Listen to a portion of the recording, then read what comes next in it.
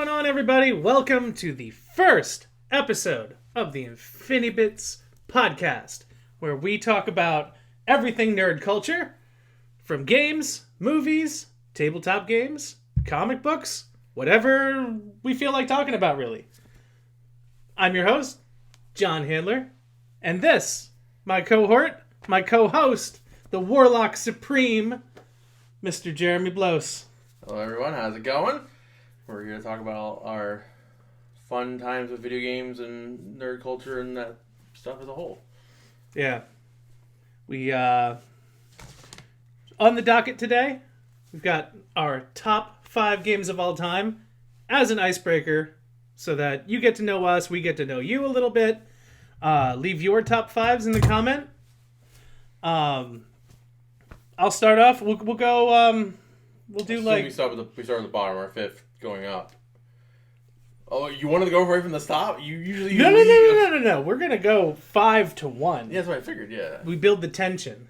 Okay. You go first. You want me to go first? Okay. You go first, and then I'll go, and then that's how this works. Okay, so my number 5 is 5. Super Smash Brothers. Now, I think the biggest question people would ask is, like, which Super Smash Brothers? To me, and you're going to get this with the whole list of how I have it designed, is that Smash Brothers to me is a franchise. To me, it almost will always be whatever the newest version of it is, because that's a franchise that very rarely falls back and falters on what it did before. So as of right now, it would be Super Smash Bros. Ultimate. I think Smash Brothers is such a good franchise because it is a fighting game, and I know that's a thing that a lot of people argue about, whether it's a fighting game or not. I consider it a fighting game. I know. I think a good majority of do. In fact, it's technically now considered the highest selling fighting game of all time, so even in that terms it is. But I think what it does is that almost, like, fighting games and fighting game genre as a whole seems to be a very kind of, like, weirdly inclusive thing. I feel like it's getting bigger and bigger now over the past few years. But for the most part, like, you're either really into it and you're playing Street Fighter and you're playing the weird anime games, or you're pretty much just playing Mortal Kombat or Smash Brothers. And I think Smash Brothers is that key moving point of everyone playing it, everyone enjoying it, and it has a way to be like, hey, you just want to play it for fun and you don't really care about the competitiveness of it. We've got all the crazy items and all the randomness to it that adds to it. You want to be on the competitive edge. We can go straight to Final Destination, no items, and just duke it out. And even from the outside of the fighting game community thing, I think one of the coolest things about Smash Bros., especially now, is that it seemed like with Brawl, they started trying to be, this is the love letter, the museum to Nintendo. Mm-hmm. With all, like, the demo things, the trophies, and everything else building up from it. And they've now, with Ultimate, pretty much become the de facto, like, just video game museum as a whole. Having SNK in there and Castlevania and all these different franchises, even, like, Resident Evil, like, stickers and stuff like that it really adds, like, a whole, like, branding to it. It's funny is that, like, Fortnite, I feel like recently has become this thing that, like, everyone's, like, the entertainment, like, medium where everyone comes together on one thing.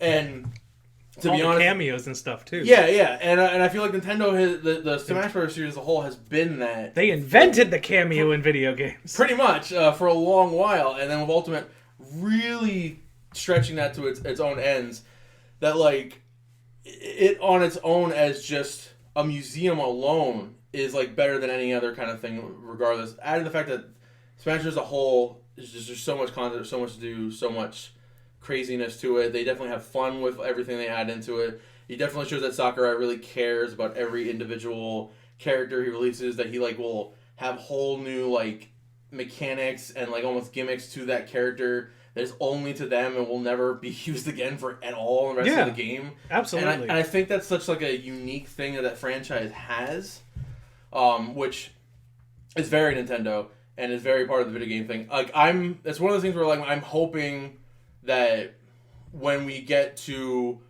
an Ultimate 2 or whatever they're going to call it. Nah, just keep giving more fighter passes. Well, we don't need an Ultimate 2. They did say Ultimate is Ultimate. They did say that this fighter pass that's coming out now, which I think there's 2 characters left, will be the last DLC. So I imagine that's the end of it. That's the last DLC, not last expansion. That's entirely the case. But my hope is that, like, if they do another one, or even if it's DLC, that we start getting more of the world of video games in here. And like, I know it sounds weird and far-fetched, but like my two like biggest kind of hopes we get is I would hope that it seems like Microsoft is starting to like play nice a little bit with Nintendo. Now, obviously, most of that is Microsoft towards Nintendo, very little Nintendo to Microsoft. Mm-hmm. But I feel like Microsoft would be open to introducing some of their characters. Because I know some Absolutely. People, and I think some people will be like... I mean, we got that already kind of with Banjo. Yeah, Banjo was like a good start to it. And I think that most people will be like, yeah, but most of Microsoft stuff is very mature rated. Which, to your end, yes, you are correct. But they've definitely found ways to take mature characters and put them in there. I mean, Bayonetta is an example. Like, she technically has guns. Yeah. They're attached to her feet or whatever to use them. But even, like, Master Chief, the big one, like, you could easily just not have him use his assault rifle, keep his main weapon, like, the energy sword, and then he can use the other weapons, but use the weapons that are the least, like, regular gun-ish. Like, a Spartan laser, it just looks like a giant laser beam kind of thing. Or even like the needler and stuff like that. Like you can have him. The needler would be cool. Yeah, you can have him use weaponry that doesn't seem like the normal. Like I have just a gun with a pistol shooting. Yeah, and I think that like that would be really cool. Now that one I feel like obviously is a little less likely. What about the Doomslayer?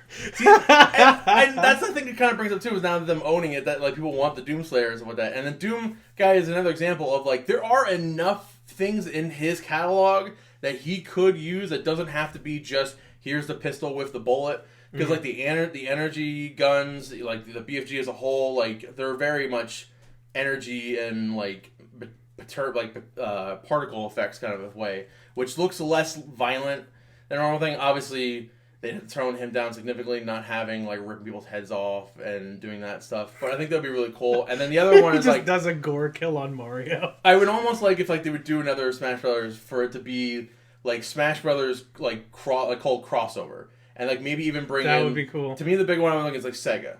Yeah. Because they're so very much heavy tied to Sega and we only have Sonic in the game and I feel like there's a bunch of Sonic characters in there and then we can go into Nights in the Dreams and people from Phantasy Star. Balan Wonderworld. Let's not bring that up. Get Balan in there. But Balan confirmed for Smash. Let's get it going. Get that hype train happening. But I feel like Sega has enough, almost as many iconic characters as Nintendo that they could bring in there and even get weird with it, like bringing in the Ultra Beast guy and stuff like that.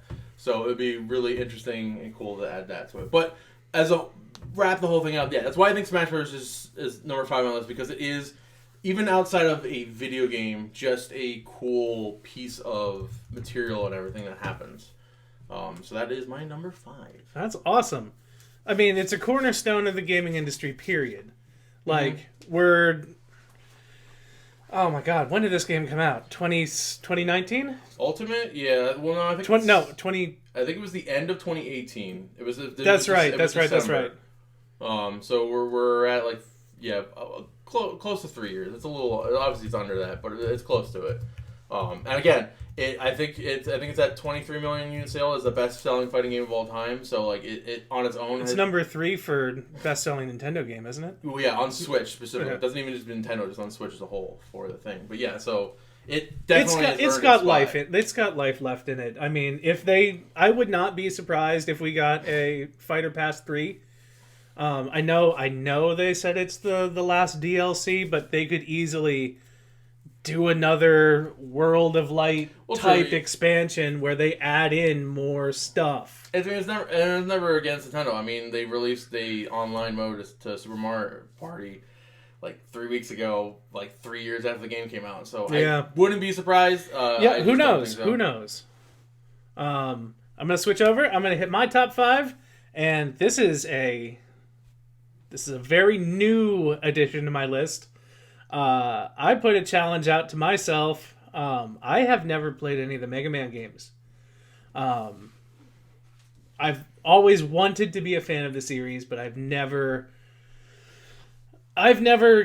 been able to experience it. But I put myself to the challenge, and I'm like, I'm going to play every single one of these damn games. And I played Mega Man through Mega Man 11 in the span of like a month and a half.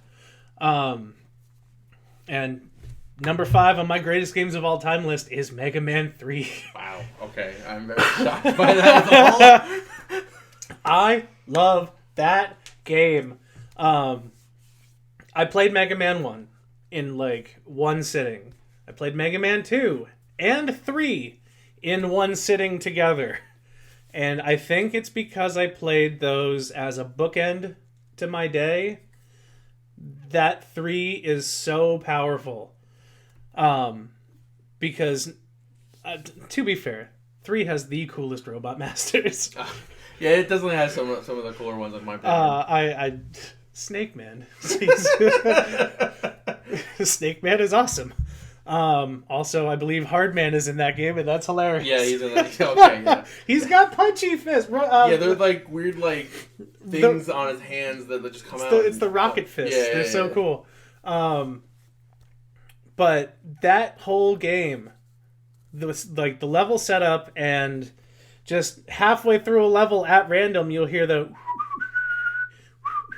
And then, boom! Proto Man's there. You don't know who he is. He's just some evil red Mega Man guy. But turns out, no. He's the cornerstone. He's the Racer X to the Speed Racer. I mean, he looks like Racer X. I know, and it's just...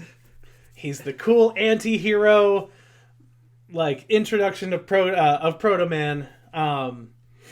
But, like, later on in the game, spoilers, if you haven't played it... after you get all the Robot Master's powers, you fight other robots that have the powers of the Robot Masters from 2. And I had just gotten through that game, and like I fought a robot that had Heatman's powers, and I was like, God, I have to deal with Heatman again. I hate Heatman. Why do I have to deal with this again? But this is so cool. And I just the whole time... Every time I found like a little secret or like a little homage to the previous games, I was like, this series is coming together. And this is the point where like it shaped me going forward through the rest of Mega Man 211. Like it just cemented my love of the Mega Man series, and 3 is the perfect Mega Man game. Yeah. I'm going to do X and the X series. That's my next project. Yeah, when we started this whole, because I've always been a Mega Man fan and I love Mega Man. That like when we started this thing, in my brain, Mega Man 3 was on the top of my list. Now, granted, I know a lot of people. Oh, it's the top of my list for sure. We did the top Mega Man games. And... mine ended up being 9, but granted, it's so good. 9 and 10 are above them, but to me, it is a little bit unfair because they are newer versions of it that understood what Mega Man is and stuff like that. But can we get a shout out for Solar Man? Get the music. Oh, that music is so good, so amazing. But yeah, when we started, 3 wasn't on my top of a spot. And I was wondering if it would get changed or whatever. And I know a lot of people prefer 2 over 3. And I get that. That's just because Metal Man's in it. Everybody loves Metal Man. Yeah, he's completely overpowered. But when we went through them, and to see you like 3 so much was really surprising to me. Don't get me wrong. I like 2. I don't like 4. I do think like the middle like of Mega Man seems to be the biggest like lowest part of it. 1 I think is still very 3 hard. Had me so high up on the series. When I got into 4, I was like, all right, this and it's okay. It's okay. But you know what? It's fine because like there's the click moment. You know, like people say when they play like Dark Souls games, like it clicks. 3 was the game where Mega Man clicked for me, and I don't know. That goes into why it's in my top 5. So deal with it.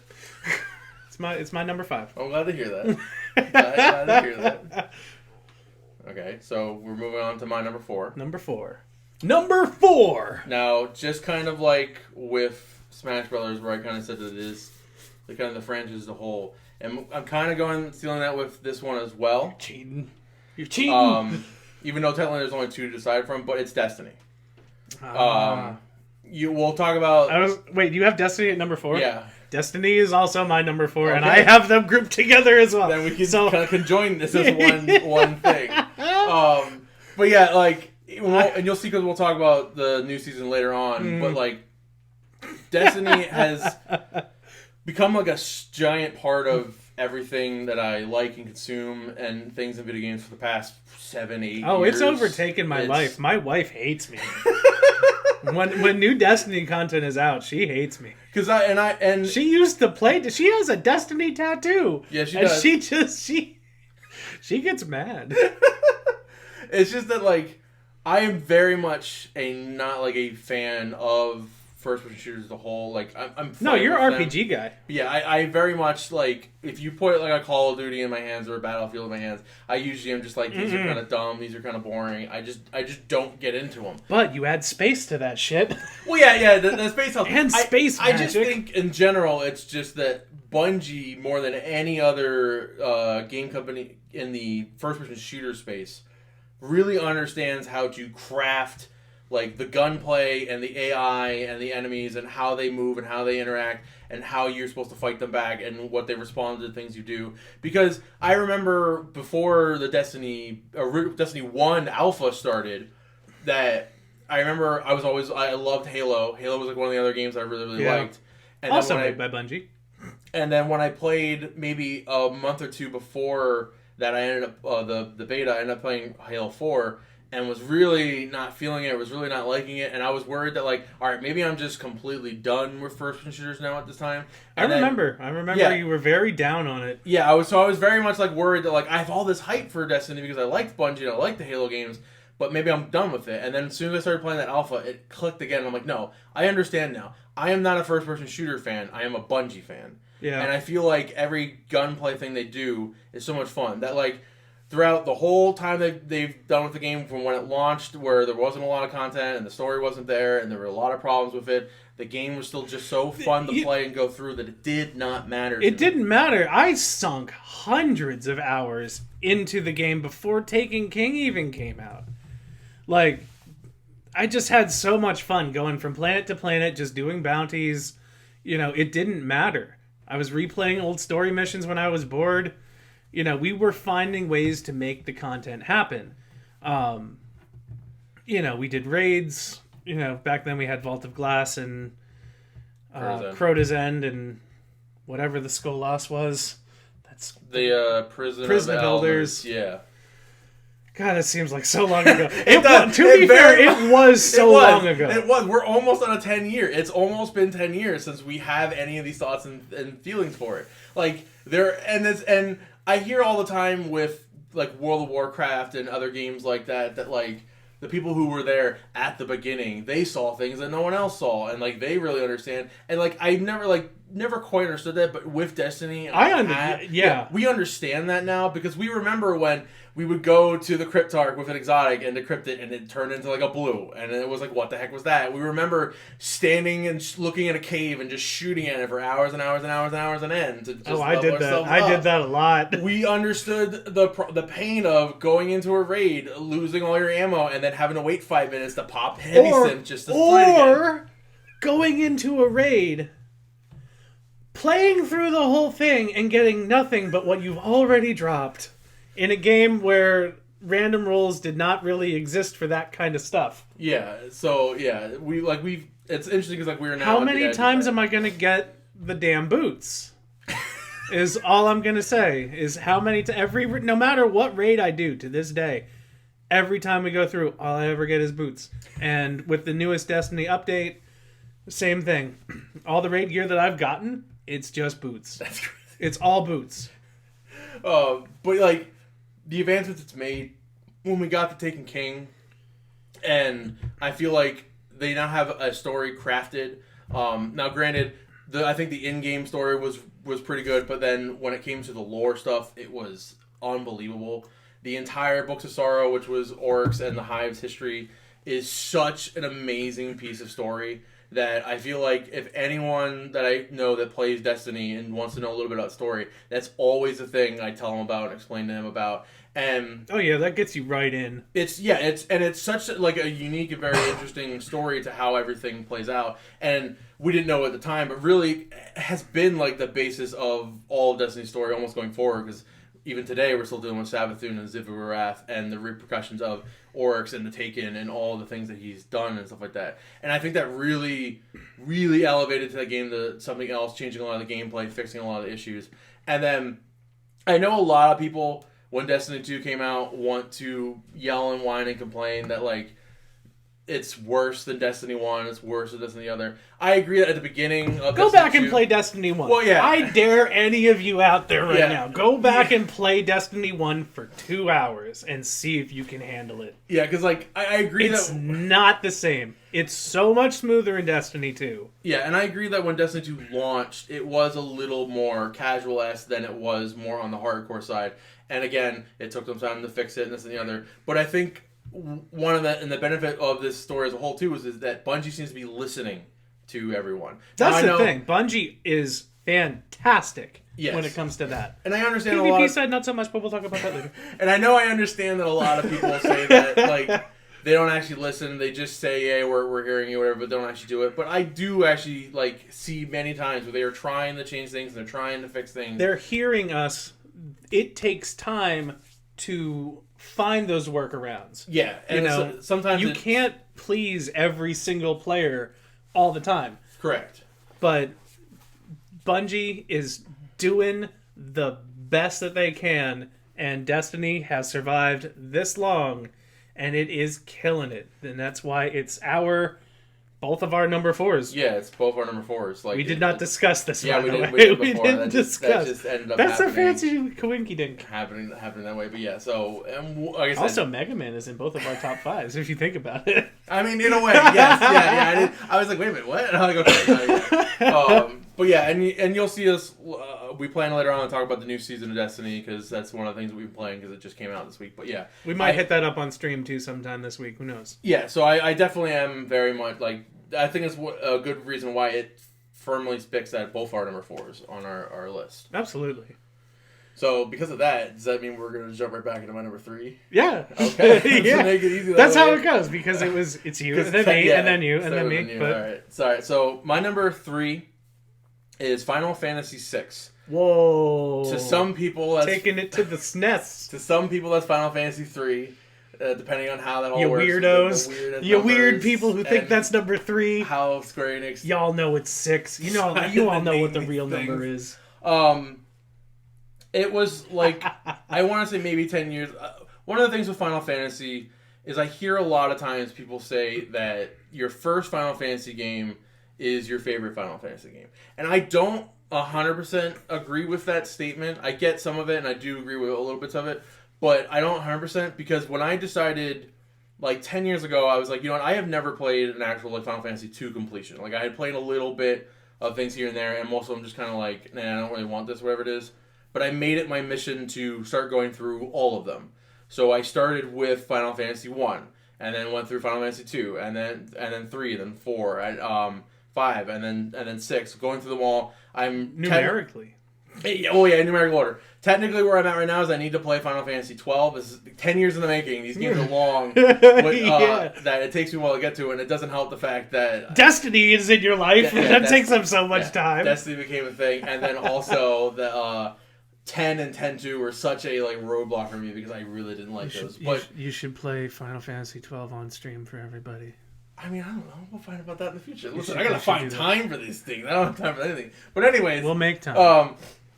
Going back to that, when I was going through them all, one I really, really liked, and I thought what it did was very interesting, especially for being original. And then I had the 4 and 4 I thought was really good. But 6, I thought was so special in the way it did RPGs as a whole, well, specifically JRPGs as a whole, and how it tried to change different things and do different elements. And the irony to me is that I know a lot of people who really like Final Fantasy that are like, oh, Final Fantasy 7 and Final Fantasy 9 and Final Fantasy 10 and this, that, and the other, and blah, blah, blah. And the majority of them have not played Final Fantasy 6. And what's weird to me is that so much of those games came from 6 to, like, have people not know. Because, like, 6 was the first one to have the big, like, opera scene of, like, a play. Mm-hmm. And, like, 7 has that in it. Like, 9's, like, whole opening section is a giant part of that whole bit.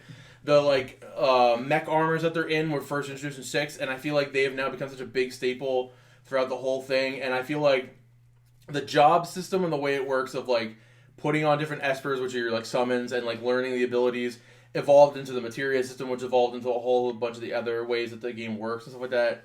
I just thought were so ingenious. And the thing that blows my mind with the whole game too is that as a Super Nintendo game, which again I did play as an adult, so that Super Nintendo was a long time ago, so you don't even think about that. But ouch, making me feel like a grandpa. The story it has in it and how it portrays it, and it is a very dark, very like depressing story in many, many, many ways, is such like I imagine. Maybe I'd like it now because I like to be depressed. If I had played this as a child, I don't even think I'd be able to comprehend like the levels of everything that's going on in the story. Because there is so much too of I like when stories have a tale of two warring nations against each other, and they are not both, like, they're not just one is evil, one is good. Because at the start of this, you have, like, the two sides, and while both sides are doing bad things, they have good people in them, and you see them and stuff like that. And Six's main arch-roving villain, Kefka, like, proceeds over all of that, and it's like the real, like, he's the heinous person in the enemy side, and eventually basically like eliminates his own crew and whatever it is just to become this thing that he is. So like even within that, you see some people on the side that are like, no, we don't want to kill innocents, we don't want to kill the people that aren't part of this, we just need to like get our ideals out there. And that's such a crazy thing. The other I will think is amazing thing that Final Fantasy VI does is that I feel like for the most JRPGs, most people, the biggest issue people have with it are the grind of it. Is it like you have to like sit there for hours and hours and hours and fighting enemy after enemy after enemy to grind for experience and stuff like that. And 6 finds a way to negate that in a very, I think, unique way. That for the majority of 6, there are like a whole bunch of cast of characters. There's like I think like 18 or like 20 or something like that. That's a lot. But that's like Mass Effect 2 lot. Yes, yeah. And the cool thing about it is that you don't even have to find all of them. Like you can finish the game without even getting. Oh no, you gotta find all of them. You have to. You can go through the entire game without. Like, I would have to. Acquiring like half of them. In fact, I think when I beat mine, there was like 1 or 2 people I didn't see that like when you finish the game, it has a like this is where they are at now, and it has those images of those characters come out with like they were at a barbecue. It has them come out with like a gray screen that's basically like you didn't find them. You have no idea they who graduated with honors or who their story is, so you still get an essence of that. They were visiting their mom at the nursing home. Because of having this large cast of characters, they end up having multiple groups that you jump back and forth between, where you end up playing as a group of like one cast of characters for the next like 5 or 6 hours, and then that story will hit like a ending, like a cliffhanger ending point. And you'll swap to another group of people. And because of that, everyone's levels almost are always somewhat similar. So you're never really grinding that hard to go above everything else. You're almost like just grinding out like a handful, like 2 or 3 levels each time. Because once you finish that part, you go to the next person, and that person is still at level 10 or wherever you're at. So you just bring up a little bit to move on to the next one. And it adds so many like cool little mechanics. And what I love too is that 6 was the first one to, again, introduce like little mini games into Final Fantasy. There was like a real whole like rail cart thing around, like a mine cart thing moving around, the actual play and like having to memorize the lines and different things like that I thought were really fun and really cool. And I feel like every Final Fantasy game since then has tried to introduce these mini games, and to my regard, most of them have failed. I think the only one I've liked so far past this was Final Fantasy VIII's card system. Final Fantasy VIII's card music is good. Oh yeah, and speaking of music, 6's music is just so stunning and so amazing, and the final battle with Kefka is my favorite video game music of all time, and that it is multiple. That's some big. Because really, it's a 4-piece musical on Sombra that just amps up as it goes on, and the first 3 segments of it do not sound like you were on a Super Nintendo. It sounds like you're on modern equipment with modern things. And then once you finally get to the final part of him, it just hits in super hard, like Super Nintendo, like 16-bit like tunes. And it's such a really, really, really cool aspect. And just there's so much about 6 about how I feel like most people don't talk about how it has influenced every JRPG, I think, period, so that's come out. and even with Final Fantasy and other series as a whole, that I feel like people just don't know or don't talk about. And well, the thing that I always hear is the Final Fantasy games that everybody seems to latch onto are the PlayStation and on. Like, yeah, and I do believe a lot of that has to do with when I think that's our age bracket well, too. No, I think it's Final, like JRPGs as a whole really were not a big thing, and Final Fantasy VII on PlayStation 1 was like one of the first ones that really, I feel like, cracked the JRPG genre into the wider stream audience, and that's why for the longest time, like PlayStation 1 is like one of the bigger JRPGs machines. Like a lot of the best JRPGs come from there. That's true. And you also see very much that like almost every Super Nintendo JRPG is like super rare and super expensive just because nobody bought them. But like it, and again, not saying that they're not rare on the PlayStation either, but like I feel like finding a copy of Final Fantasy VII in case with its manual is way cheaper than finding a box copy of Final Fantasy III in box with manual. It's just the way it was at the time. And I do think that 7 put it on people's eyes, and that's how people started seeing it. So that's when they started looking more into it or whatever it is. But that's pretty much like why I think Final Fantasy VI deserves my number 3 spot. That's awesome. My number 3 spot is the... Oh my god. I don't know what this is in my life, but it's like the perfect melding of genres. And the first time I played this game, I got through almost the entire thing in one sitting. I was enthralled by everything about it. My number 3 is BioShock, the original. Which BioShock is one of those games that whenever I think of you, it's what I think of as BioShock. It's just the horror aspect, the like sci-fi, the retro. It just, man, it oozes environment. It's definitely one of the games that the environment tells almost, and then not to say the story in BioShock's bad, but like it tells almost a better story than the story itself does. It adds so much to the game's narrative. The gameplay is your typical shooter for the most part, but like there's exploration aspects to it, almost like Metroidvania in a way.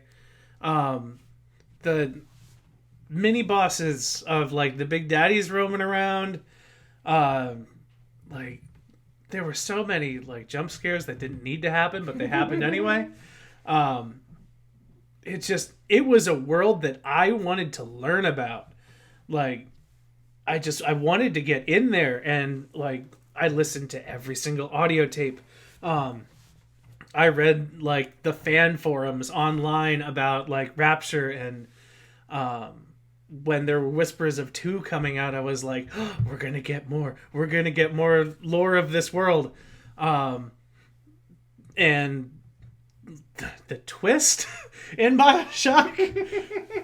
I don't want to spoil any. It's this game came out almost 15 years ago. Yeah, oh my god! I know 15 years. One of the things with doing this whole like top 5 is the amount of times where I'm like, look at this game. My god! It reminds me of like I saw recently on Twitter people being like, you think 15 years ago this is Legend of Zelda, and it shows like the original Legend of Zelda. But it's like, no, 15 years ago was Wind Waker, and it's like, oh my god, that was not what I thought in my brain. No. I had a moment just now. But that moment that that BioShock starts, you're in the plane, it's all smoky because people get smoke on airplanes back then. But the game automatically throws the player into a setting which, for me, I am completely uncomfortable with this situation. You may have seen in the Resident Evil playthrough, I am terrified of like the ocean and being in the ocean and giant things in the ocean. Do I live near the ocean? No. Should I be worried about sea creatures? No. But like I don't want to. I'll stay where I am on the land, and that's fine. I am not a pirate. I will never be a pirate. Hard to be a pirate these days. It's hard to be a pirate these days. But you like swim around the plane wreckage, and propellers are zooming past you as you're like trying to like make it to the surface, and you see the lighthouse, this like beacon of your like saving grace, and you get up there, the door shuts, and you're greeted with the giant metal face of Andrew Ryan and all these cryptic just notes and sayings, and you're like, I'm supposed to still be scared, right? Like, or am I safe? I don't know. You're never safe in that game. You're never safe.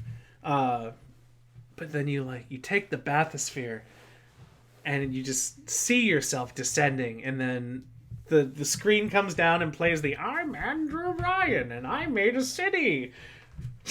Come check it out. It's pretty cool. We don't have laws. That's great.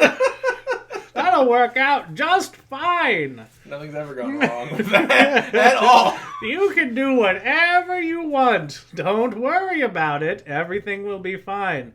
And then the screen comes up.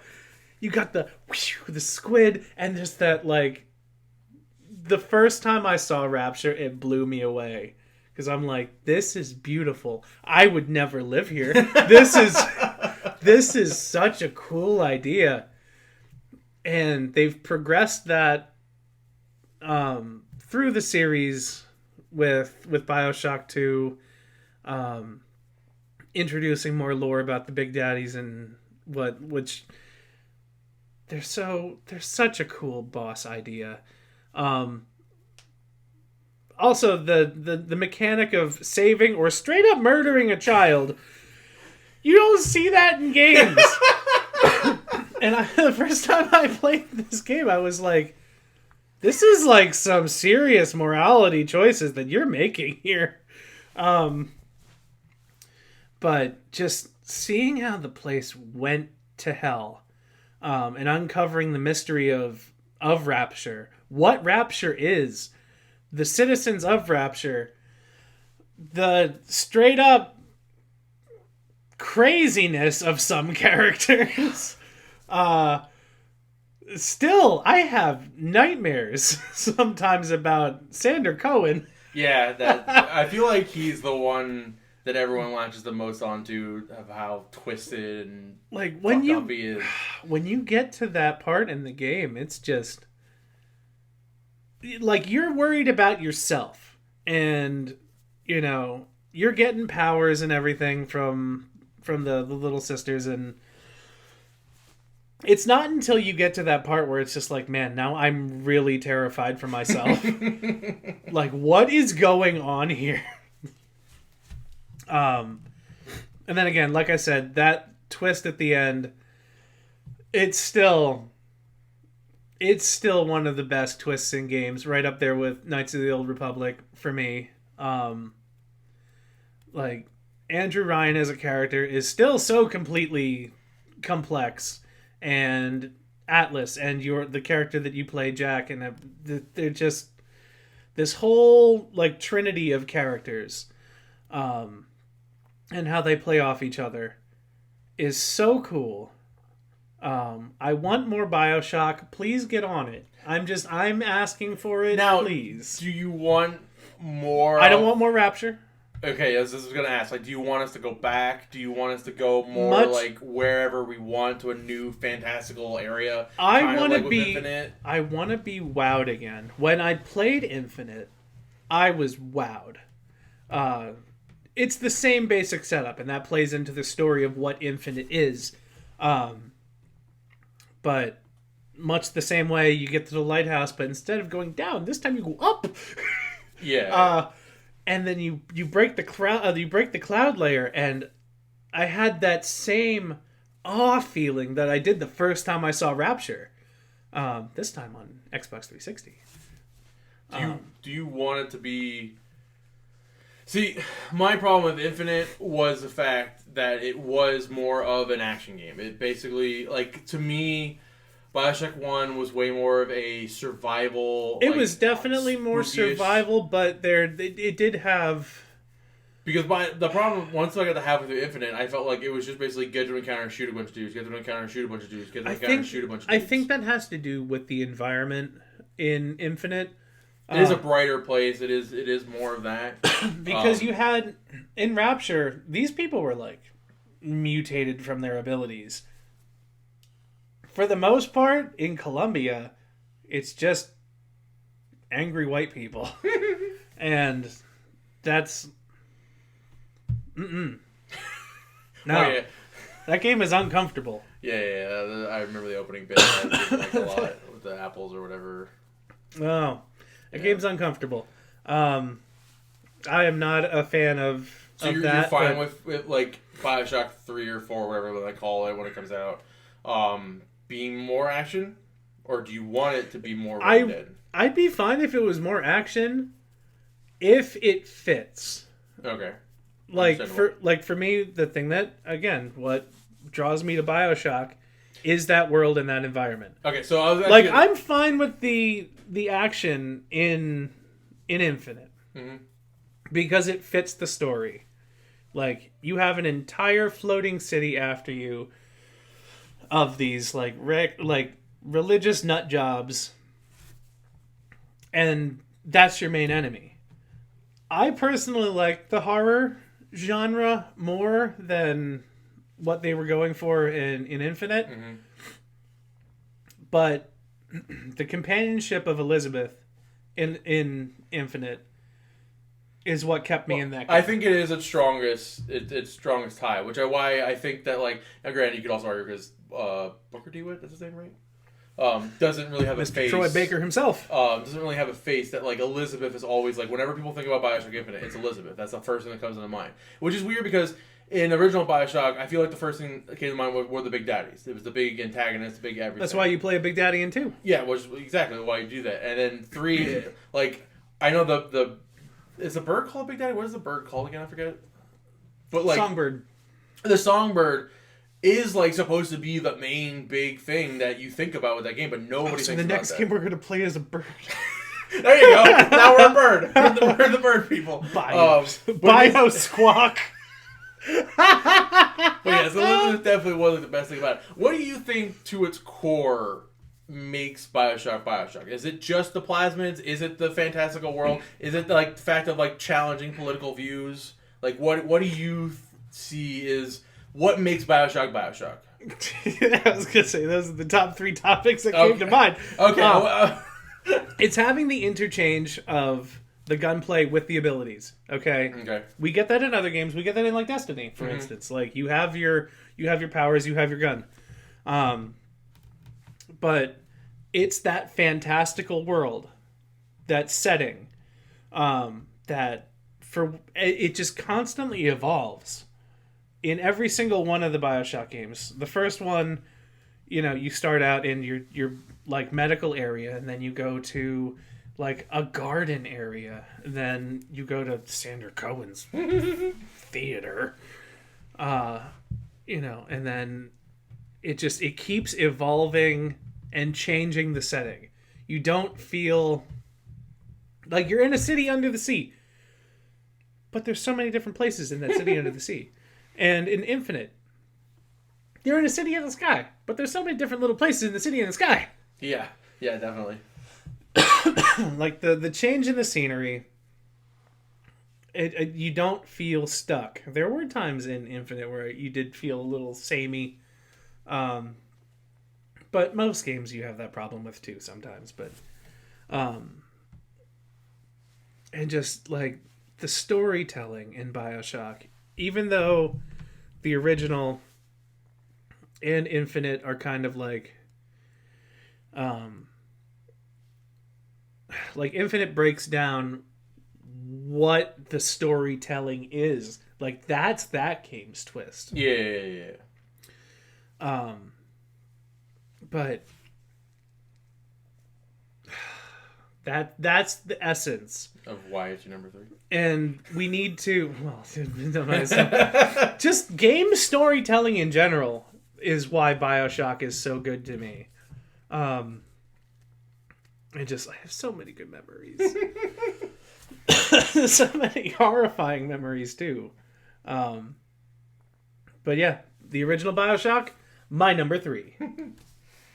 All right, my number 2 is The Legend of Zelda: Breath of the Wild. Oh, there it is, boys and girls. Now, one of the more interesting things BOTW I find with but how Breath of the Wild is one of the arguments I hear about Breath of the Wild a lot of times is the fact that, like, oh, if it wasn't a Zelda game, would people still like it? Would people still love it? And I always find that argument very interesting to me because... Yeah, because there's clones of this game all over the place.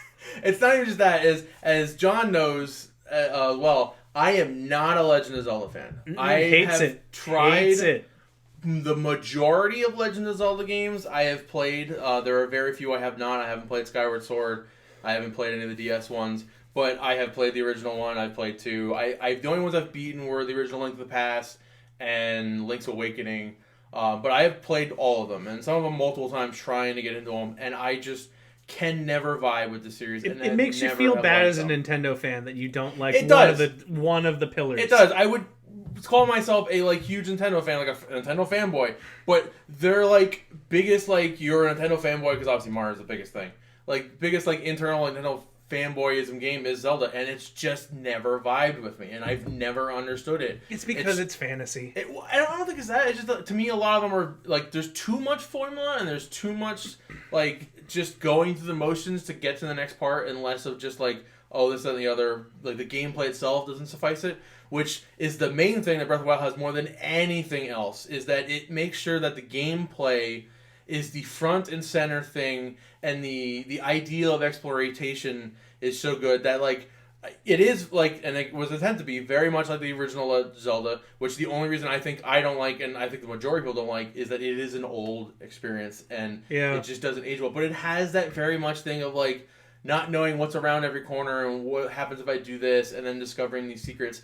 And the most mind-boggling thing to me when I first played the Breath of the Wild was the fact that the first 2 or 3 hours you're going around the initial island and you're getting your powers, the bombs, the magnesis, all these different powers and abilities, and it wasn't until you're here's the glider, now go off into the actual world, that I realized that I've been playing a tutorial for the first 3 hours of the game, and it never ever felt like a tutorial. It never felt like that was the point of it. And which kind of blew my mind, because one of the things I hate the most in video games is a tutorial. To me, a tutorial needs to be done in a way that it doesn't tell you how to it's telling you to play the game without actually telling you how to play the game in a very smart, unique way. It's not just press A to jump. Here's a giant list. Here's the fucking controller with 8 million buttons that tell you how to do everything. It's way better if it is just inherently you figuring it out on your own. And for the most part, Breath of the Wild, the opening area does that, and it feels like I'm playing the game and less like I'm locked behind a box. Yeah. And then once you get out into that field, and one of the things I like the most about with open world games is an open world game that kind of lets you go and do what you want. Yeah. When I played Fallout 3 and even Fallout 4, my goal was to unlock the entire map before even starting the first real quest of the game. In Fallout 4... He does it. He's a madman. Fallout 4, your first, real quest after you get out of the vault is to go to the baseball field. That I didn't go there till, 40 hours in. I went to every corner of the map, opening up every fast travel point, finding everything, looting But my things. wife Piper is there. So, that's just how I am. And the fact that this game pretty much starts out and was there is your enemy. You can fight him right now if you want to. You probably will not succeed, but you can go right now. Or go out at your own pace, explore, find things on your own path. We're not going to tell you, hey, there is this hidden dungeon thing here. Hey, there's this hidden item here. Hey, these are how all the Kokoro seeds work or stuff like that. It is very much like you revolving around and finding them. Yeah. And the ability of that game to always have a landmark in your viewpoint is so amazing. of you getting to a spot and you being like, where do I go? And you just look around and you go, oh, that thing looks interesting. What is that? I'm going to go there. Mm-hmm. And always finding a way and finding a path to get there. And it to me is the essence of like a video game. Now, I know, to me, I feel like the most arguments people make about 2 is that there's no story. And I'm like, I'm not a huge story person, so that never has bothered me. And you're Link, damn it! You make your own story. And there is kind of a little bit of story if you dig deeper into it and whatever it is. But like that's why now we have like Hyrule Warriors, the Age of Calamity. You can go and get more story and whatever it is. But to me, it never really mattered. And the other thing I hear people complain a lot about is the fact that the weapons degrade and you have to keep finding new weapons and armors for that. Which to me, I appreciate a lot because it makes you think about your inventory and where you're going and what you have and am I prepared for this? Am I not prepared for this? And it really makes you like all your choices now matter. And it focuses heavy on that, which I do think the fact that when you eventually get the Master Sword, well, it technically like breaks and then comes back in 10 minutes. It for the most part really eliminates that as a whole. So it almost seems like once you get far enough in the game and understood the mechanics and understood your choices, understood all your things, you now are like, here's a crutch to kind of like negate that to a large degree. The fact that game is such a I can do that kind of game where every time I have an idea of can I do this thing and it happening is so amazing. And back to like the story thing, to me the story of that game is you playing it. The amount of like stories and tales that I have from playing it that are unique to me and me alone and no one else has because I happened along to do that thing. The thing I always bring up with the whole bit is that I feel like once you get off the initial Great Plateau and you land, a lot of time it feels like it's designed to push you a little bit towards the castle where you'll find the first guardian and you just get wrecked by it. And I remember being like, holy shit, this thing is impossible. And then going through everything else, finding things, eventually getting enough upgrades and like getting my own horse, and then finding another one and being like, you know what, maybe I can fight this thing and take it on. And trying to take it on now, maybe 15, 20 hours later, and it still completely kicked my ass and annihilated me.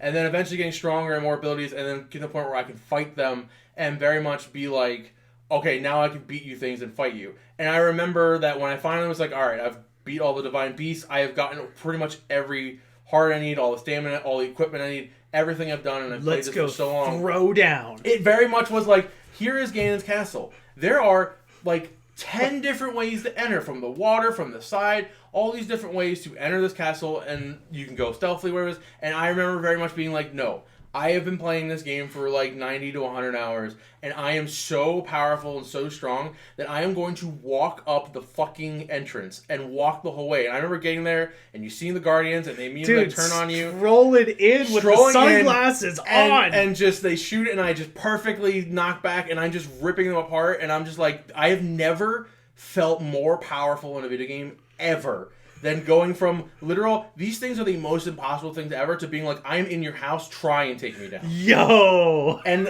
it was such a cool feeling that I've never had before. And it's just mind-boggling. That's how I feel every day when I wake up, baby. and I said, it's very interesting because, again, I've never been a Zelda fan. I like the idea of the world and the feelings of it. Like, I even like the story that I know that happens in Ocarina of Time. I think is really interesting. And so the fact that like I've actually been able to get into one of these games and into this world also I think was a very thing that I was very happy about. And I'm very interested to see where they go with Breath of the Wild 2, because I know one of the biggest things that seems like most people critiqued about the game was the fact that there wasn't no dungeons, because Zelda is very much you go to this giant dungeon and go through the thing and basically find the item halfway through and use that item to solve the rest of the puzzles. They have like hundreds of little mini dungeons. They had 100 little mini ones, and then like the Divine Beasts to me were the dungeons in a way. The Divine Beasts are the dungeons in that game. Yeah, 100%. And I love the fact, like I'm wondering if Breath of the Wild 2, if they're gonna try to lean more towards that, and I'm wondering if it ends up hurting it for me or not, because I feel like I think Breath of the Wild's strength is the fact that it's so far away from the Zelda formula. That I'm wondering if they're trying to, I imagine Breath of the Wild 2 lean a little bit further back into the formula, how much to me ends up being where you cross a line. How pissed off are you going to be when that game's announced that it's co-op? I mean, I'm perfectly fine with that. Like, I think I don't see really a problem with that. Which one of us gets to be Zelda? I mean, me. Oh. But I don't want to be Zelda. Yeah, so I'm excited for Breath of the Wild 2 and see what they're doing with it and how it goes. But for the most part, this in the whole is why Breath of the Wild is my number 2 on my list. Woo! My number 2 is Castlevania Symphony of the Night. Ooh. A shot back to the retro age of PlayStation 1. I played it on PlayStation 1. I had it as a kid. I didn't realize what this game was until it came out on the 360. And then I got absorbed by it. Because one of the things that really drew me towards it at first was like, I played this a lot when I was a kid. And I was scrolling through the achievement list, and I saw the achievement for unlocking 200.6% of the map. And that got my brain going. Yeah, I imagine that's a very confusing thing of being like, what? And I was like, no, I beat that game. I know I beat this game when I was a kid. Like, I beat Richter. I punched his stupid face. I was a stupid child and didn't know what I was playing. But that game is so full of mystery. And, like, this has been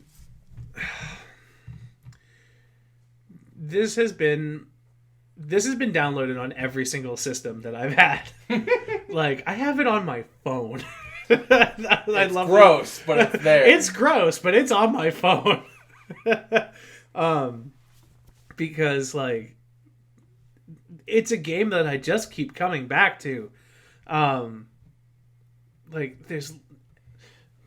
you might smack a wall, and then all of a sudden, ooh, it's a new secret passage. Ooh, this is cool. Environmental storytelling.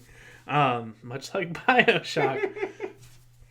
I love a game that just lets me go and explore. Breath of the Wild was one of those games for me, too. But it wasn't spooky enough, I guess. Because that's why it's not in my top 5. It didn't have that, like, horror aspect to it, that like, gothic sense to it. I need to have the spooky in my games, and that, like, now that I'm thinking about it, all of the games that I like... Yeah, they have a very spooky element to them. They've all got a little bit of a spooky element. Even Fallout. I love Fallout, but it's still... And it's funny too with that aspect with Castlevania. Castlevania has always been an interesting thing in my mind. Where, like, no doubt in my mind, Castlevania is a horror franchise. It is a horror, like, element genre. It all of horror, but it is the most non-horror thing. Yeah, because it's not really scary. It's not really trying to, like, spook you out. It's not really trying to creep you out. It's the aesthetic and the feel. Yeah, and it's. You are, like, straight up just in the Monster Mash music video. Yeah, that's actually a good point of it. It is very much the Monster Mash. It is very much horror, but we're not really trying to be the most edgy thing. Frankenstein is there, and Wolfman is there, and there's a succubus who turns out to be your mom, but she's actually a succubus. And the main boss is Dracula, man. The king of all vampires. Like... The leader of all of the spooky monster crew. And you're his kid in this game. Also, you got your play as Alucard, which is I want to be there in the room when Dracula was like, we're gonna name him Alucard, and his wife is just like, that's just your name spelled backwards. That's stupid. But you know what? It's fun. It's fun. The first time he looks in a mirror, it won't work because he's a vampire. It's true. You're right. That was his entire thought process. That, don't worry, he'll never know. He can't never figure know. it out.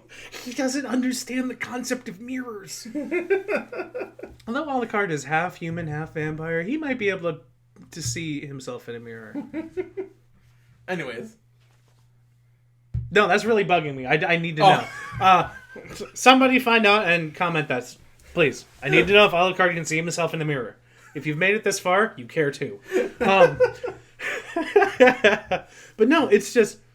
It's got the horror element, but it's fun. The dialogue is awful, but it's fun. Yeah, I feel like when it comes to PlayStation What is 1, a man? Like, I think Metal Gear is probably the only PS1 game that has good dialogue. That's spoken, at least. Word is a whole different thing, because that's a writing thing. But, like, when it comes to actual... That game had a lot of dialogue. Because if you think, the dialogue, the, like, what is a man, the, like, whatever a miserable little pile of secrets! Don't make me, I'll do the whole thing. Even the whole, like, Resident Evil 1 with the whole thing. Jill sandwich and stuff like that. Like, they were all awful. Like I think Metal Gear is the only PS1 game I can think of that has voice acting that actually nails it. Blood, sure hope it's not Chris's. But yeah, no, that's why this game is my number 2, is... It fits that, it fits that need of, like, this is the most fun that I had in that PlayStation era. Like, I don't know, it's always brought me back. And most recently they came out with Bloodstained, which is just the perfect love letter to Symphony of the Night. And, well, Castlevania as a whole. Yeah. And I've logged a lot of hours into that game. A lot of hours into that game. Twice! I played it on PlayStation and Xbox.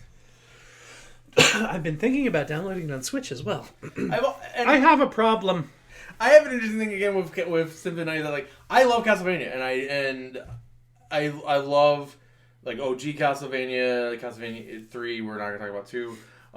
Never played it. It's not good. I keep hearing it. Maybe. And I even like when we go to the GBA and the DS, we get, like, a Curse of the Moon and Aria of Sorrow. That's a good one. Like, I think those are all very good. For whatever reason, Symphony of the Night has been the one that I just can't get and I don't know why that is. Man.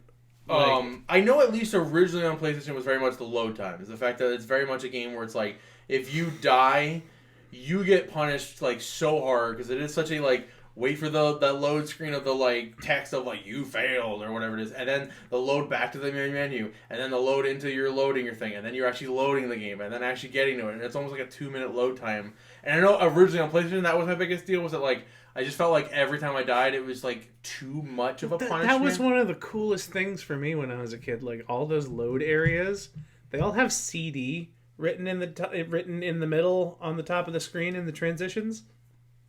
And I asked a friend when I was a kid, like, you can load in music CDs. Oh, I didn't know that. Yeah, you can load in music CDs and it'll play the tracks. Oh, wow, I didn't know that. Yeah, it's cool. You know, a side note here, the PlayStation 1 with the whole CD thing, I think is such... Now, granted, I guess today doesn't work because CDs really aren't even existing as a thing. What's a CD, Grandpa? Tell me more. But, like, there are so many games on the PlayStation 1 that, like, have weird things or mechanics that revolve around you replacing the disc with another disc. Like, obviously, Monster Rancher is the one that everyone brings up because you put in, like, I don't know, your Dr. Dre album, and there you go, you got, like, a little monster or whatever it is. Yeah, you do. But, like, the little thing there with the Castlevania, and I know a few other games, too, that, like, just, like, things that most people never know, and, like, I think that's, like, such a really cool thing that, like, if somehow you could implement today, and again, I don't even know how you would do that, like, upload a random ass MP3 or some shit. What's an MP3, Grandpa? Would be such, like, a cool way of doing it, and, like, I know it has to do with the fact that, like, the PlayStation 1 kind of reads the disc and holds it all in memory, so, like, technically, for the majority of the time, it's not reading from the disc, and then allows you to swap back and forth. But I just wish, like, someone else would find a way to make a modern implication of a mechanic like that into a game today. I don't know how. I don't know what it would be. We all have Spotify on our systems now. That's the deal. Well, even that. You turn down the background audio and you turn on the Spotify. But even, like, that would be a way of, like, having a thing that, like, it, like, somehow is able to read what you're listening to in Spotify. This is my hope for Starfield.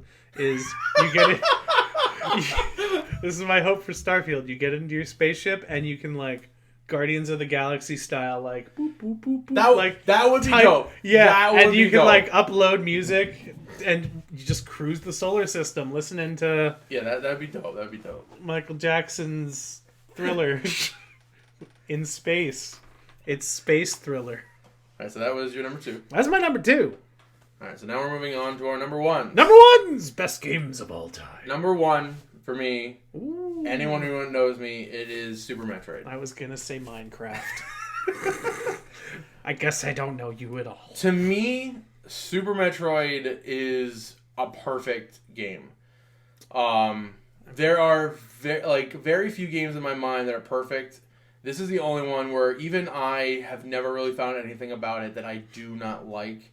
I have played this game so much, from early childhood to not understanding how to play the game and getting through it, to eventually finally beating it. I think when I was like 16 or 17, specifically because of the internet. This is like my Castlevania Symphony of the Night story. Yeah, like I remember physically playing the first like hour or so of Super Metroid over and over and over and over again, because I would go through it, get to a spot that I'm like, I don't know what to do, and then just restart a new save and start it over child. again. I don't know. Yeah, most of the reasons were because I was a dumb child, and that's how it works, whatever it is. And that game is, like, Children for are a stupid. child, very difficult. Yeah. But it's just astounding to me. It's, to me, also a horror game. The opening of that game is one of the most, like, for Super Nintendo game, a terrifying aspect. Name me one other Super Nintendo game that on the title screen has dead corpses on it. Mario is missing. Where it literally says Super Metroid, the baby Metroid just chirping there, and then like the dead bodies of those who tried, who were killed by Ridley. And having never played the original Metroid or Metroid 2 on Game Boy, this was my introduction to it. Starting that up and having the music play and the image of Samus and that of the text coming in and explaining the backstory, and then it's being like, oh, the Sarah station is now under attack, and then moving in, and then going through the entire Sarah station and just being almost absent of any kind of thing, and it's just that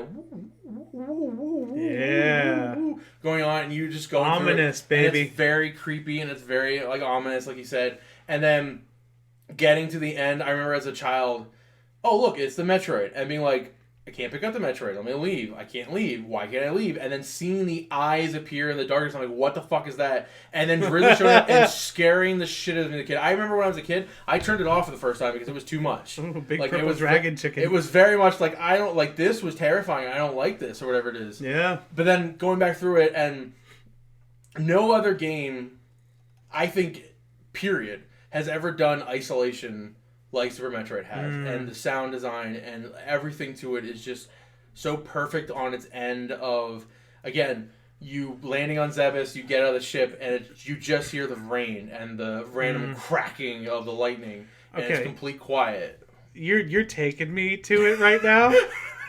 I did not play this game when I was a kid at all. Period. I did not in my wheelhouse of games. It wasn't until he made me play it last year that I was like, dude, this game is awesome. This game is great. It always bothered me because he loved Castlevania Symphony of the Night. I love Symphony of the never Night. touched Super Metroid. There's a Metroidvania genre. Yeah, they're literally the creation of the He's Metroidvania the Metroid genre. and I'm the Vania. Together we make the best genre. But yeah, like, it just does such an amazing job of that, and I do think too, more than most games, it really rewards you for paying attention to the environment. The one thing I always bring up was, like, when I was a kid, the thing that stopped me the most was environmental storytelling again. When you get to Meridia and you're in the like glass tube. I always remember that, like, I'd never, like, that's where I was stuck and never understood how to get into Meridia.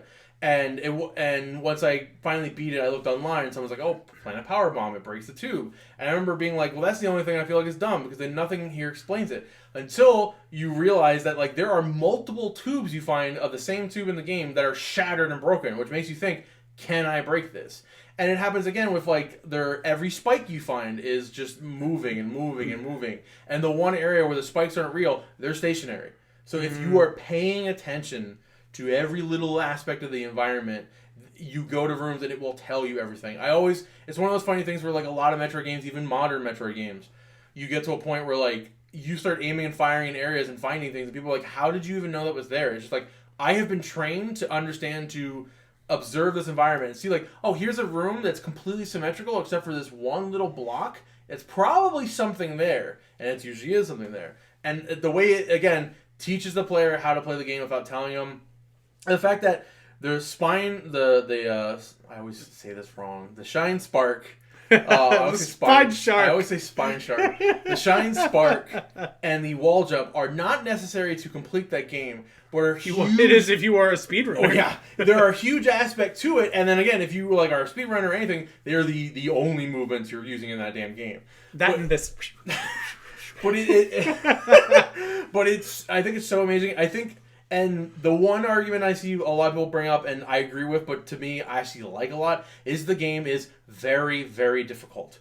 It is very much a game where... I cried. When we played, I cried. Every little bit of every little pressure of how you press the button to jump and move on the D-pad is perfectly implemented so that like if you type it a little bit, you jump a little bit, you jump a lot, you jump a lot, and you need that to control. Do you do a normal jump? Do you do a spin jump? You need to jump like half the way. You jump the whole room, and like they're very, very important. But when you're a panic player like me, that doesn't work. Yeah, I had a hard time. The amount of times I watched him like touch the lava, I'm like, okay, and then just like freak out and hit everything else, and I'm like, you need to calm down. You need to calm down. Minecraft has taught me lava bad. Lava is to be feared. But yeah, like all those like aspects together combined to me like makes it like the perfect like design of a video game and how you craft a video game. And like the platforming Metroid genre to me like has become like my favorite genre of all. And I've tried so many of them, and the thing that sucks is that no game has ever captured it the same way. Like other Metroid games have. I think Metroid Prime is a great example of taking that into a first-person view, but getting the same feeling of the exploration and the isolation, of how it all works and stuff like that.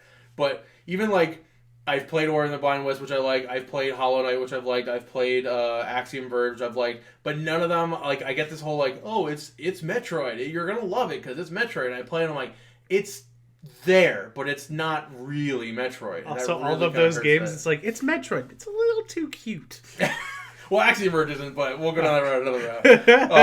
But that is definitely why it is my number 2 best game. Well, sorry, number 1. Number 1 best game of all time. Best game of all time. Number 1. I was thinking because like we have one more left, so I was thinking about it. All right. My number 1 game of all time. Are you guys ready? You probably know it if you know me. It's Bloodborne. It's Bloodborne, bitches. This game changed my life. This game... I bought a $500 board game of this game. I love this game so much that I wanted that much. That I wanted that more, like more Bloodborne content. I'm sick of saying it, but the environmental storytelling of this game, plus there's games that you grow up loving, then there's games that like you learn to love. And then there's games that hold you down and beat you until you love it. And Bloodborne was that game for me. Like, I picked it up launch day. I got to... Everyone knows that starting area with the crew of dudes. I got to the Cleric Beast and I said, no, I'm not going to play this anymore. I don't need that frustration in my life. I'll go back to playing Destiny. And then I felt so bad, like, that I just gave up on it, and it just sat on my shelf, like, looking at me ominously all the time, just like, why haven't you played me? Like, I love gothic horror. I love Lovecraftian horror. I love Victorian settings. That's this game. In a nutshell, pretty much. Like, all of it is there.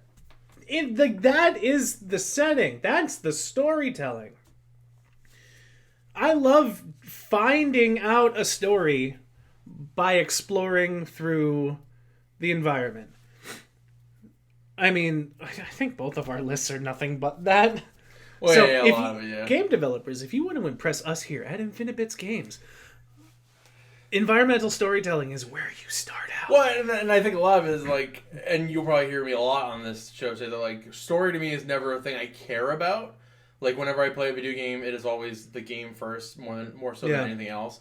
So when a game is able to make it so that like, do you care about the story? No, then go ahead. Just ignore all the stuff that's going on in the environment. Ignore the logs. Ignore the item descriptions and just play, then fine. But then it's the idea that like, oh, now I love the game so much, I want to know more. So now I'll replay it and I'll look in and I'll really delve into that. Well, I think that helps to it a lot versus a game that's trying to shove it in your face. Yeah, a lot. Well, but like with Bloodborne, like I played through that game and had no idea what the fuck was going on. The first time that I played this game, like I had my experience. I got to Cleric Beast, and I was like, no, I'm not doing this. And when I was like, you know what, I'm gonna give this a solid try. And I got maybe like 10 hours in.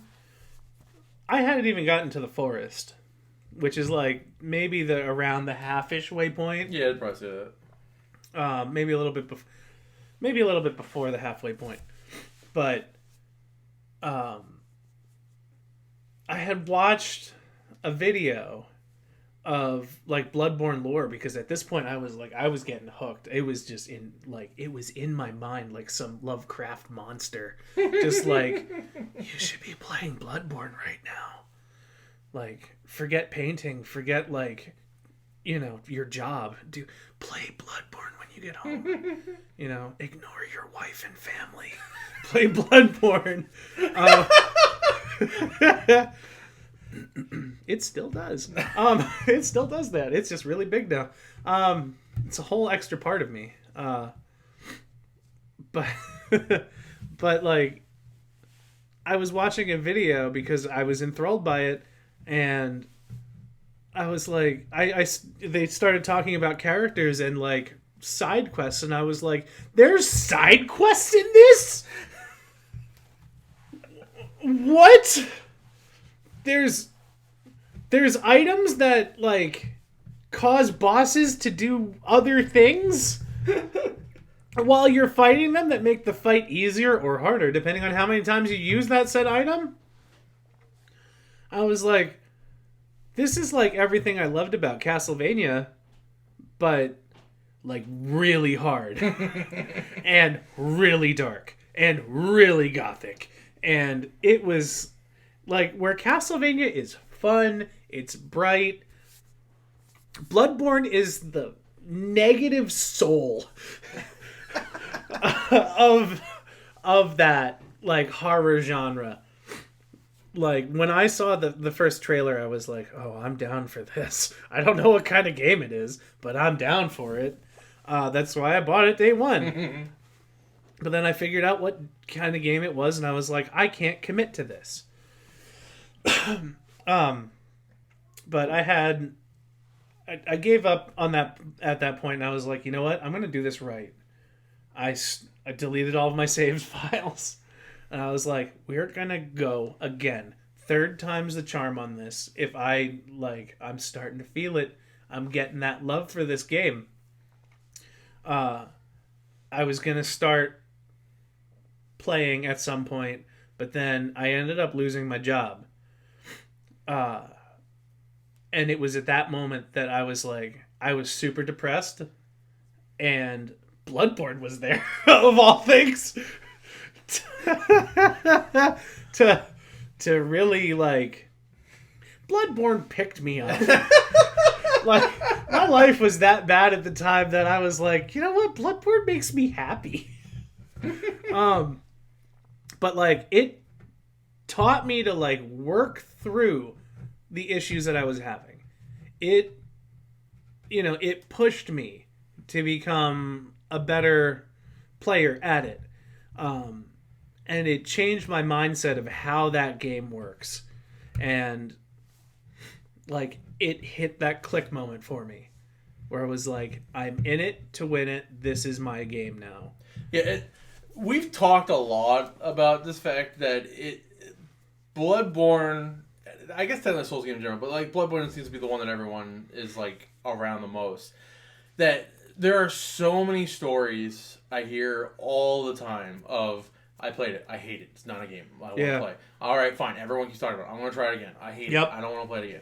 But there's some point, and it seems to be different every time, that they cross a certain line that it hits them and it clicks, and it's now no longer from, I can't play this game, these are just not for me, to being like, this is one of the best games I've ever played in my entire life. Yeah.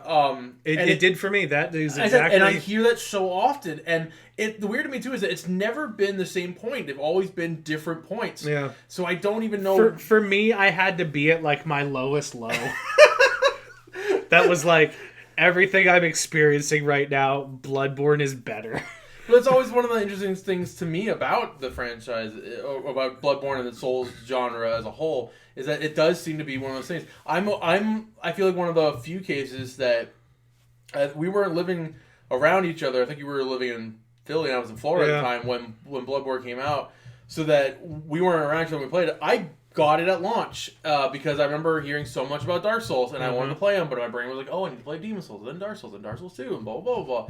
So when I saw Bloodborne... It's a long, slippery slope. Don't do it. I was like, Bloodborne is like a new starting off point. So when the game comes out, I'm going to pick it up and play it and see what everyone's been talking about with all these different things. Mm-hmm. And I remember getting it at launch, playing through it, and being like, yeah, this game is really, really, really good and amazing. And everyone needs to play it. So it was interesting to me, again, to find out that so many people tried, failed, tried, and then it hit. When, like, I immediately was like, oh, I'm going for the whole run. Now, granted, I also I hate not finishing games, so I make it my purpose to finish it. So I feel like even if I had played the first hour and would have been like, I probably still would have pushed through to get to that point. But I feel like I like the whole game from the beginning to end. Now, granted, it's very much like an old school NES game where it is very much punishing and it is very trying, and I am very much a love of that kind of feel. So I think that helped me out in the start of it. I am now. Bloodborne taught me to. But it was because of that moment, I was like, I'm going to personally challenge myself. I'm going to make it my goal to platinum Bloodborne. And then, like that was an adventure for me.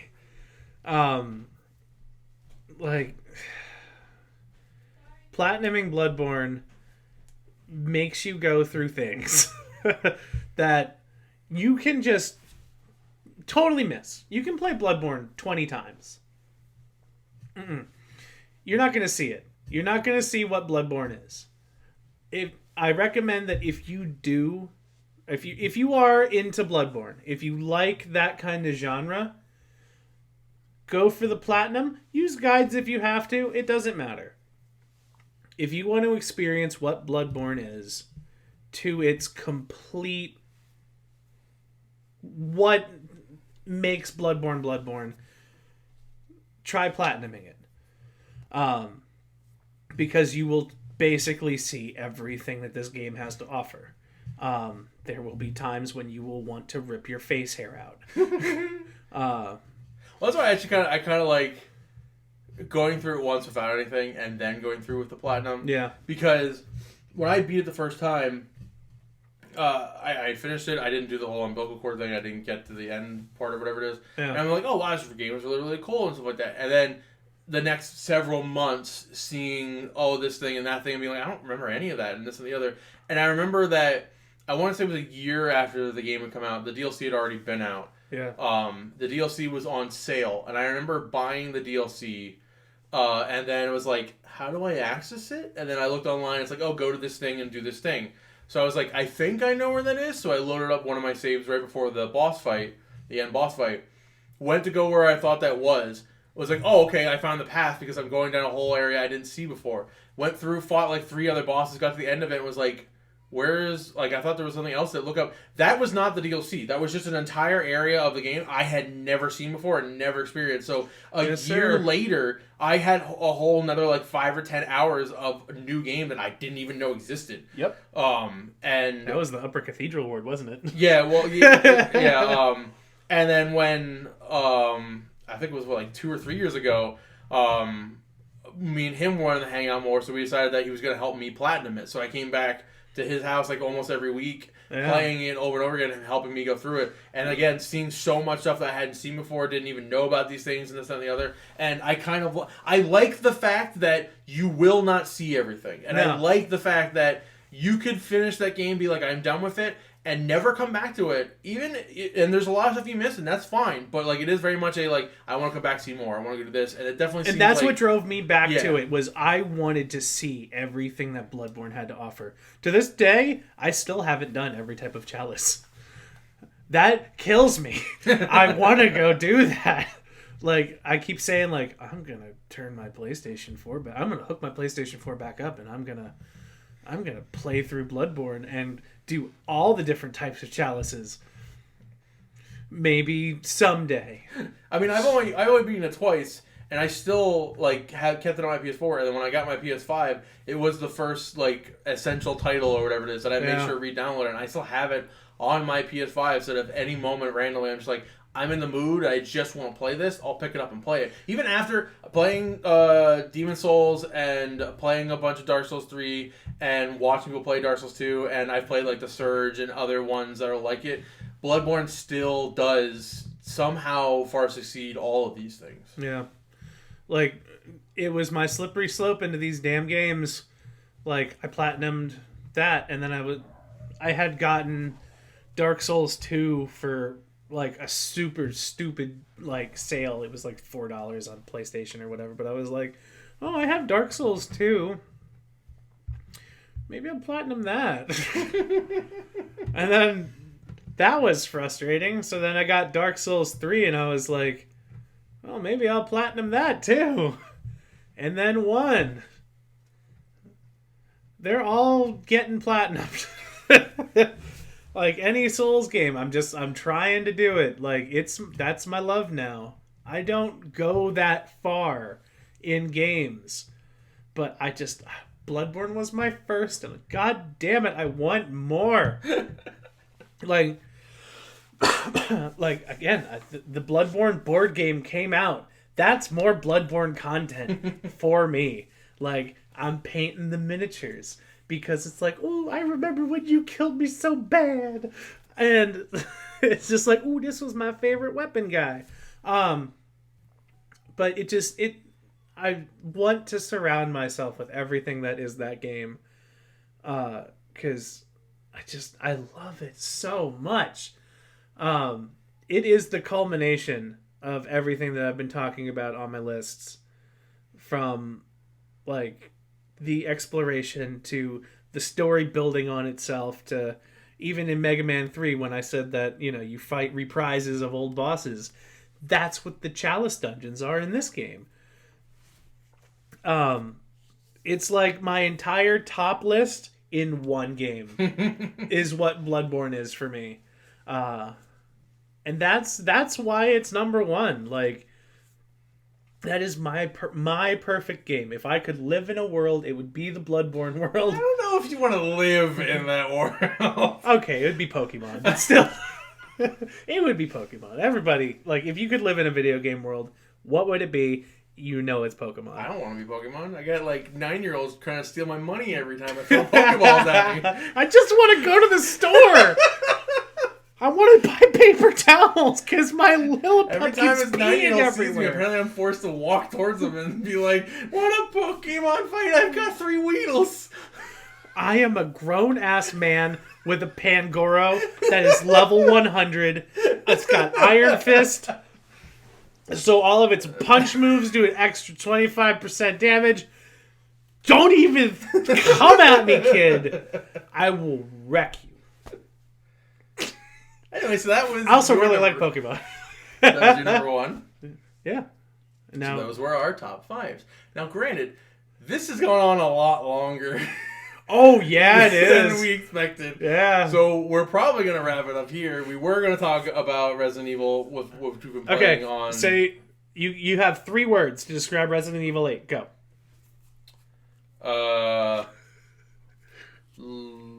Like RE7. I know technically that was 4, but RE is 1 word, so fuck you. RE is 1 word? So fuck you. Wait. Okay. If I could describe Resident Evil 8 in 3 words, it's ouch Ethan's hands. It's so funny because it is very much like we're in first person. So what can we show our person getting injured with? Well, the only thing that comes up in the camera is his hands. Just fuck him up. But we can't keep... No, you can keep fucking him up. We'll find new ways to keep fucking him up. We have ways to make him hurt. But like you can watch us stream the stream we have on our Twitch channel for the majority of it. The first one isn't quite there with some problems, but for the most part, it's there. Yeah. Playthrough 2 and playthrough 3, it's all together like 6 hours worth of content. But we have one more playthrough, we think, and then we should be done with it. Yeah. We were going to talk about Destiny's Season of the Splicer today as well, but we went way longer than expected. We like talking about our faves, okay? You want to don't hate on us. Don't hate. But we want to know from you guys what your top 5s are. And if they're Bloodborne as number 1, that's awesome. Like, you're my best friend now. If it's Super Metroid, you're his best friend now. But like, gaming and nerd culture is what brings us all together. And it's these stories of what these games mean to us that keeps us in this culture and keeps us together. So let us know what your tops are, or like a fun story about like what that game means to you. What does your top game mean to you? Because we want to know about it. We want to share those experiences, and we're here to share experiences with you guys. So until then, keep playing. Nerds of the world, unite. See ya, everybody.